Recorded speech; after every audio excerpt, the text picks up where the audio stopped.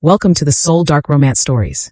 The channel will bring you stories of strong bonds, cultural differences, passionate love, and unforgettable dramatic events. If you love interracial love stories and cinematic storytelling, then this is the place for you. Enjoy listening.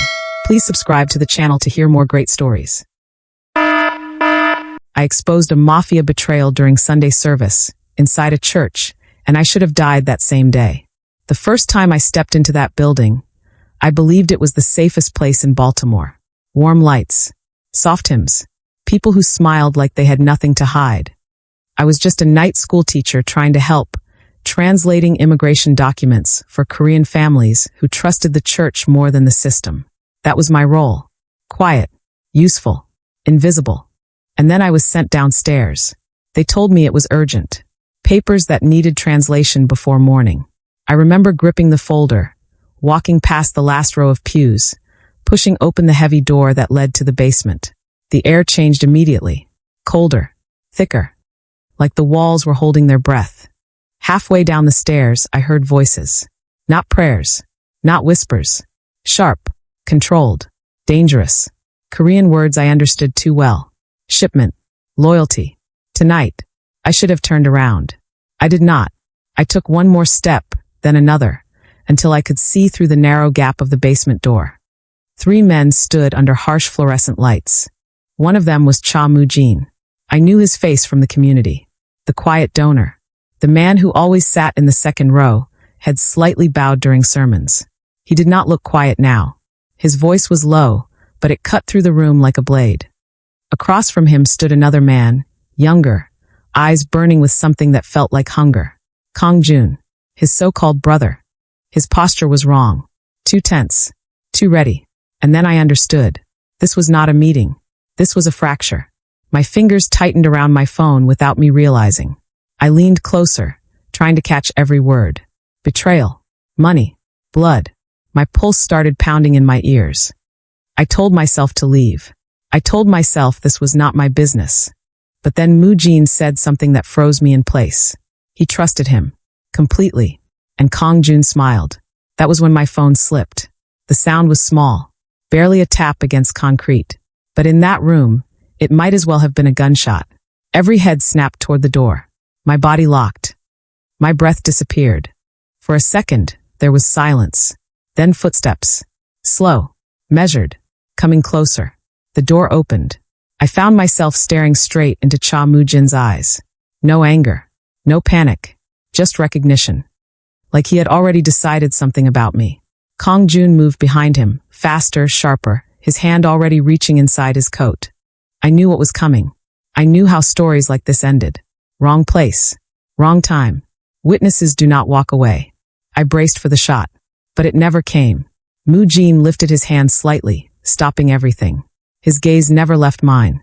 In that moment, I realized something far worse than death. He was thinking, calculating, choosing. And somehow, I had just become part of that decision. He did not pull the trigger, and that scared me more than if he did.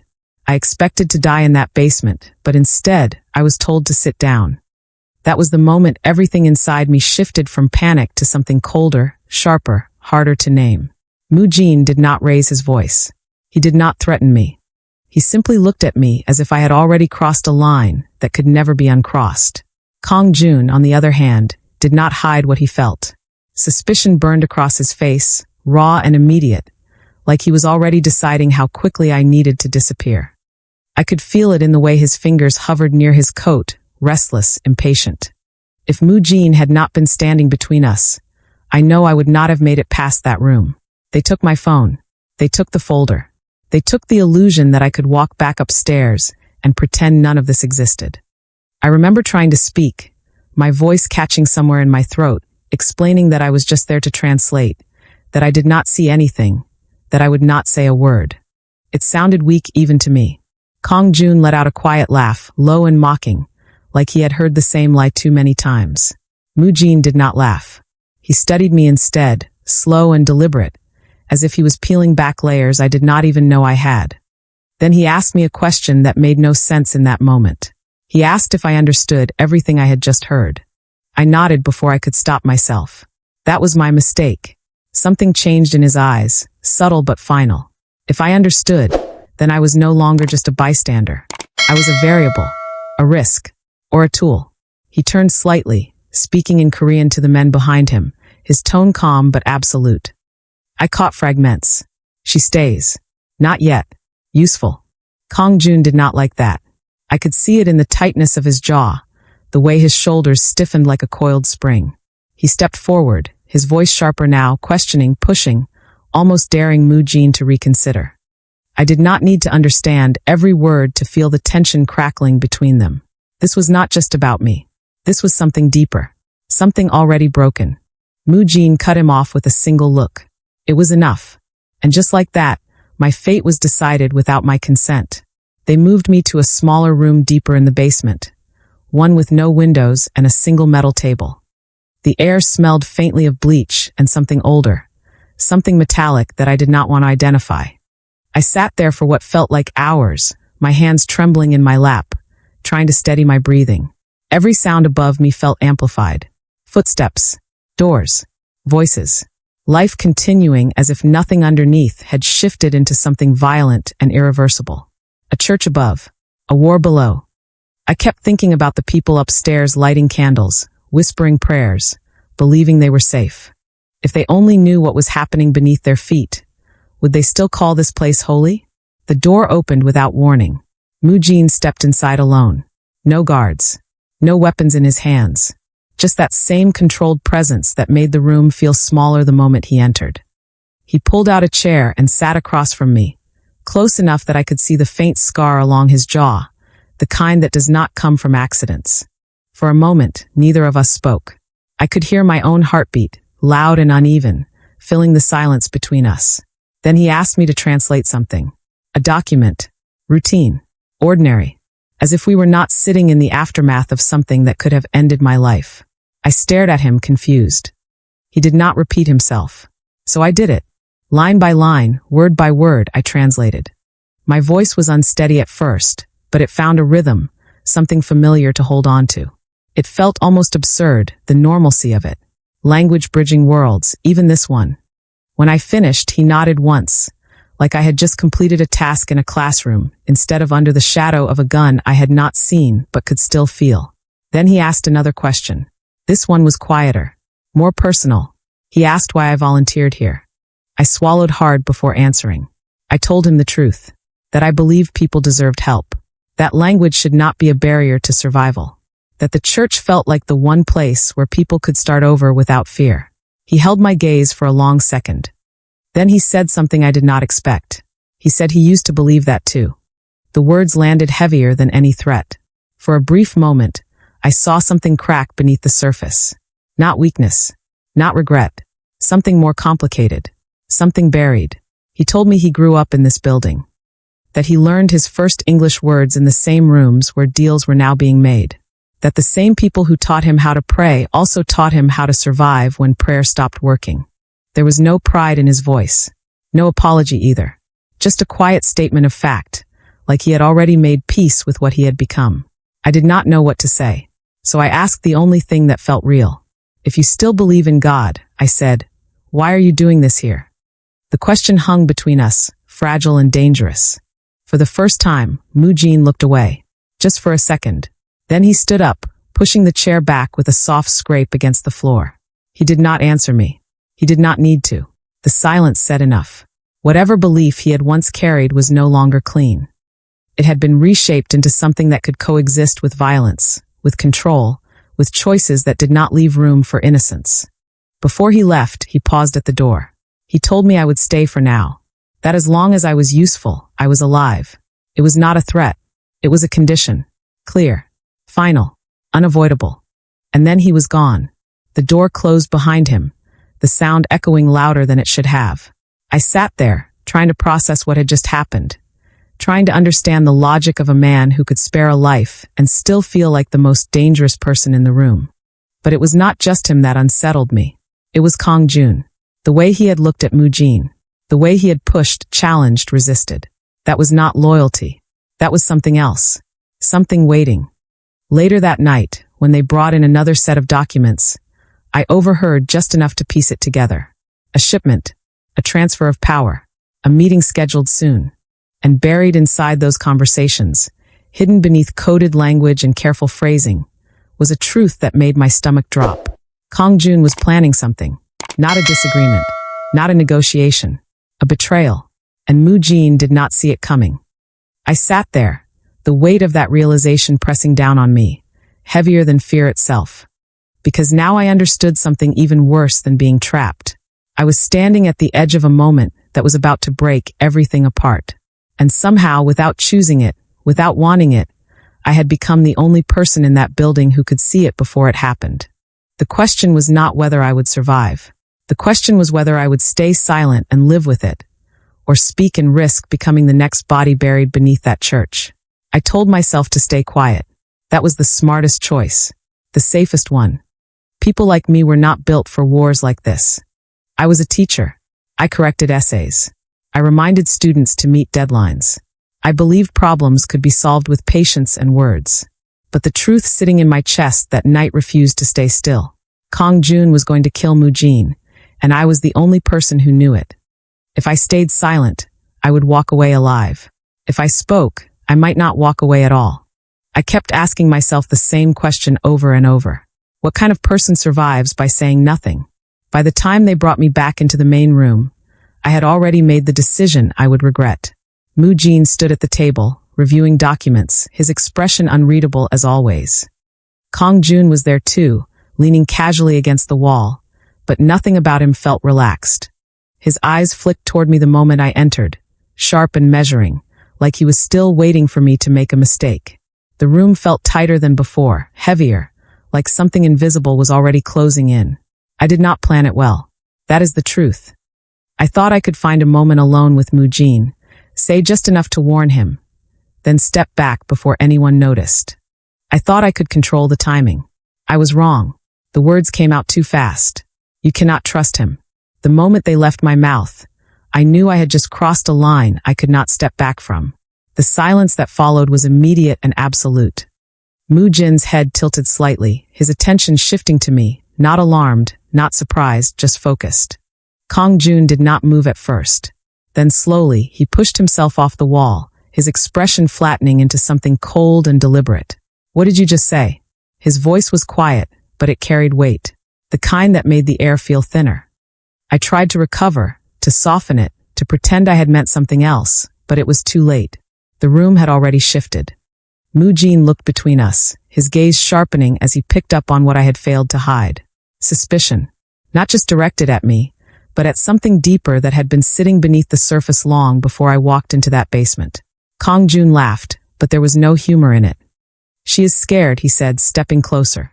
She does not understand what she heard. I should have stayed quiet then. I should have let him rewrite the moment. But something inside me refused to back down. Maybe it was fear. Maybe it was anger. Maybe it was the memory of Mu Jin saying he used to believe in something better. I met his eyes and spoke again, slower this time, steady. He is lying to you. That was it. Everything snapped. Kong Jun moved first, faster than I expected. His hand came out of his coat, and this time there was no hesitation. The gun was real, cold, final. It pointed directly at me, then shifted slightly, just enough to include Mu Jin in its line. The message was clear. I was not the only target anymore. You should not have said that, he muttered. The room exploded into motion. Chairs scraped. Someone shouted. I froze for half a second, my body refusing to catch up with what my eyes were seeing. Mu Jin did not freeze. He stepped forward, just enough to break the line between me and the gun, his movements precise, controlled, like he had been expecting something like this all along but not this soon.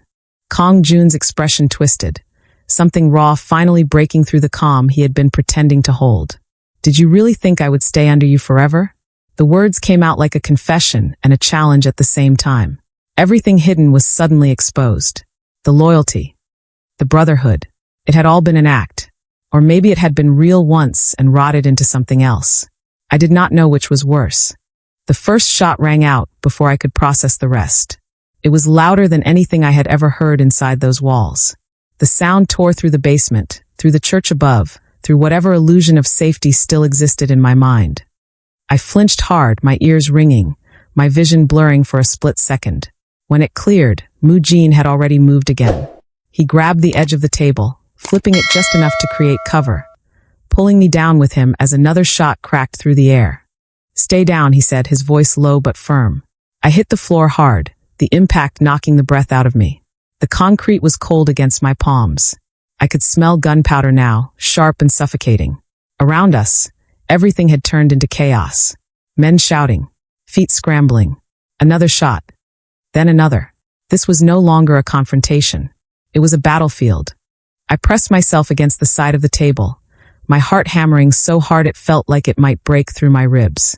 I had never been this close to violence before. Not like this. Not where every second mattered. Not where one wrong movement could mean the end of everything. I wanted to close my eyes. I wanted to disappear. But I could not, because I had caused this. Through the noise, I caught a glimpse of Kong Jun moving toward the back exit, his expression no longer controlled, but burning with something close to fury. This had not gone the way he planned. Not clean. Not quiet. He had been forced into the open, and now there was no going back. Another shot. Mujin jerked slightly beside me. For a second, I thought he had missed. Then I saw it. The dark stain spreading through his shirt, slow at first, then faster. Blood. Real. Immediate. My stomach dropped. "You are hit," I whispered, my voice barely there. He did not respond right away.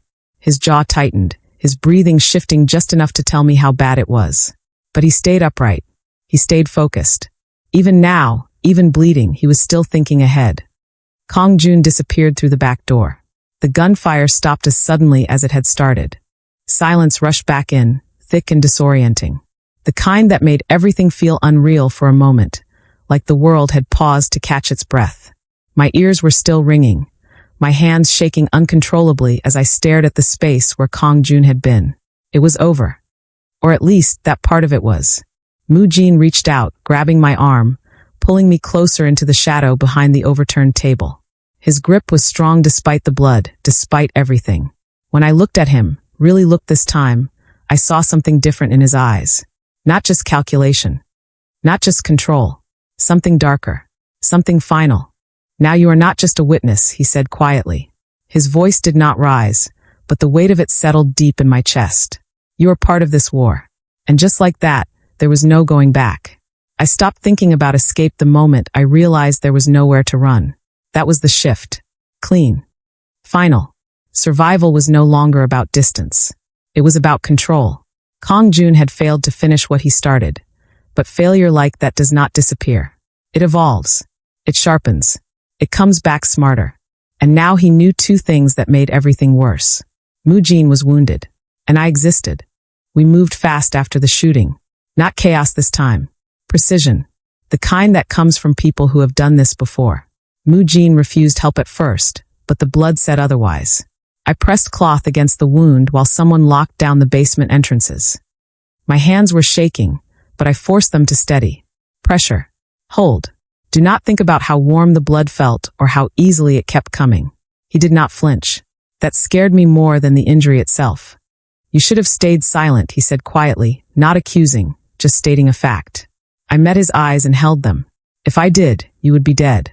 Something flickered across his face. Not gratitude. Not quite. Recognition, maybe. Then it was gone. He did not run. That was the first thing I noticed as we moved deeper into the restricted corridors beneath the airport. While alarms began to ripple faintly through the upper levels and footsteps echoed somewhere behind us, Park Jin-woo walked like he had all the time in the world. Calm. Precise. Like every turn, every door, every shadow already belonged to him. I followed half a step behind, my pulse still racing, trying to memorize the path even as I knew it would not matter. This was not part of any official layout. This was something else. Something hidden. "You said this is not on any map," I said, keeping my voice low as we turned into a narrow service passage. "It is not," he replied, "because it was never meant to exist." The air shifted as we moved, colder, quieter, the hum of machinery fading into something deeper and more insulated. He stopped in front of what looked like a solid wall, then reached forward and pressed against a panel I would have missed completely. A soft click. The wall opened just enough to reveal a narrow passage behind it. "You built this?" I asked. "No," he said. "I inherited it."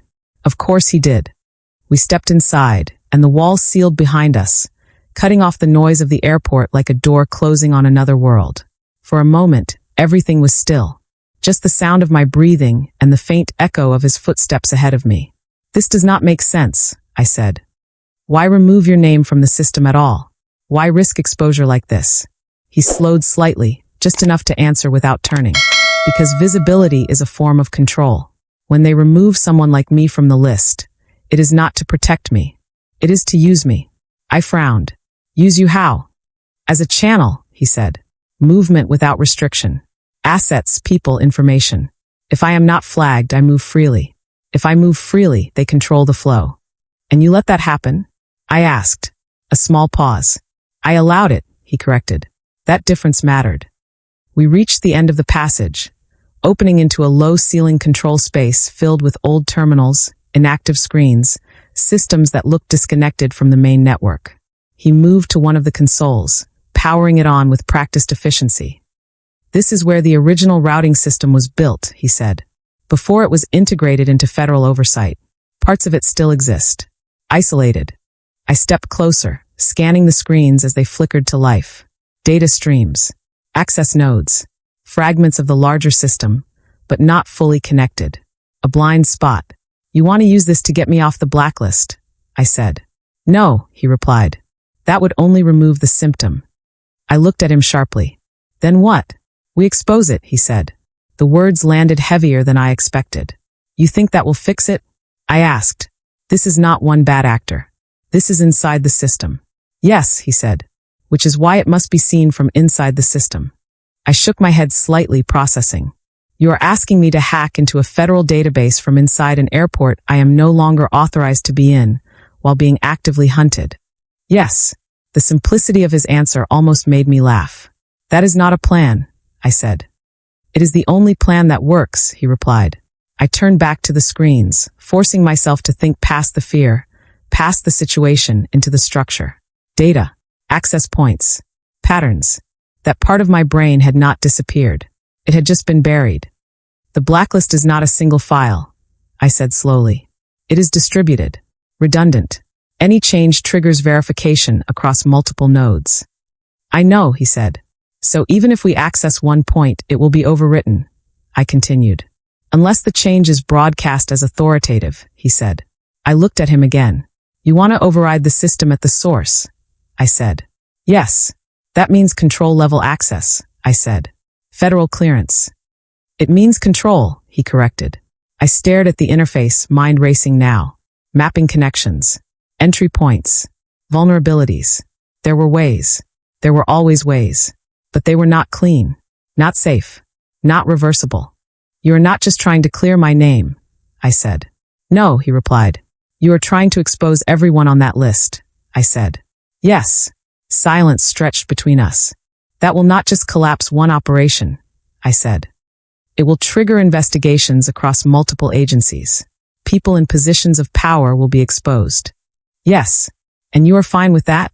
I asked. For the first time, he looked directly at me. "I am not part of their system," he said. "I use it. There is a difference." That was the line he lived by. I turned back to the screen, my reflection staring back at me again. Same face, same person, but standing in a completely different place than I had been just hours ago. "I spent my entire career protecting that system," I said quietly. "And now you know what it protects," he replied. That hit harder than anything else. For a moment, I hesitated. Not because I did not understand what needed to be done, because I did, and I knew what it would cost. Once I did this, there was no going back. No returning to protocol. No trusting the structure I had built my life around. I exhaled slowly. Then I placed my hands on the console. "Tell me where to start," I said. A faint shift in his expression. Not approval. Not relief. Recognition. And just like that, I stopped trying to survive the system and started preparing to break it. The control room felt smaller once everything was live. Screens flickered across every wall, data streams syncing, reconnecting to the main network like veins plugging back into a beating heart. I could hear distant alarms bleeding through the structure of the building now, muffled but constant. They knew something was wrong. They just did not know where yet. "Once you start, you cannot stop halfway," Park said behind me. I know, I replied, fingers already moving. The system resisted immediately. Authentication layers stacked over each other, security checks firing in rapid succession. But buried under all of it, I could still see the structure, the logic, the same system I had trusted for years, the same system I now understood well enough to break. I rerouted access through the isolated node, masking the entry point just long enough to reach the blacklist architecture. It appeared in fragments at first, then fully assembled across the screens. And there it was. 2 versions. The one everyone saw, and the real one. My name burned in both. I swallowed hard, forcing my focus to stay sharp. I have it, I said. Then do it, Park replied. I did not hesitate again. I initiated the override. At first, nothing happened. Just a slight flicker across the system, like it was deciding whether to reject the command. Then the network responded. The screens changed. Every terminal connected to the federal system began updating at once. Air traffic control, security offices, agency monitors. The hidden lists surfaced. Names, hundreds of them, maybe more. Officials, executives, operatives, people who were never supposed to be seen together in one place. And beneath each name, the truth. Flags removed, identities altered, threat levels manipulated. The illusion collapsed in real time. What did you just do? A voice shouted through one of the open channels. No one answered, because they were all seeing it. I pushed further, locking the broadcast so it could not be shut down remotely. The system fought back harder now, attempting to isolate the breach, but it was too late. Once truth goes wide, you cannot pull it back. Behind me, Park remained completely still, watching, not interfering. This was mine. Footsteps pounded somewhere above us. Orders barked. Doors forced open. Time was gone. I leaned closer to the screen, my voice steady despite everything. The system did not fail, I said, knowing it was being recorded, transmitted, heard far beyond this room. It was designed this way. Silence followed. Then everything erupted. Alerts escalated. Emergency protocols triggered. Federal channels flooded with responses. Names were being flagged again. Arrests were already being coordinated. The structure that had hidden itself so carefully was now exposed under its own light. I sat back slowly, hands finally still. My name disappeared from the blacklist. Not erased.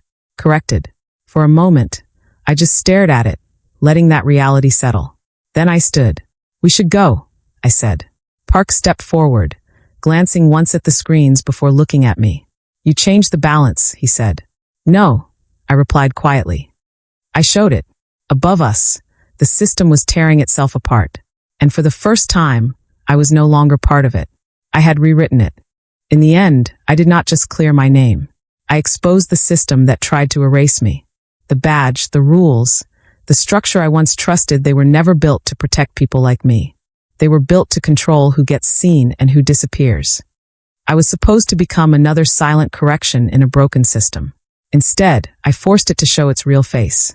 And Park Jin-woo, he was never the solution.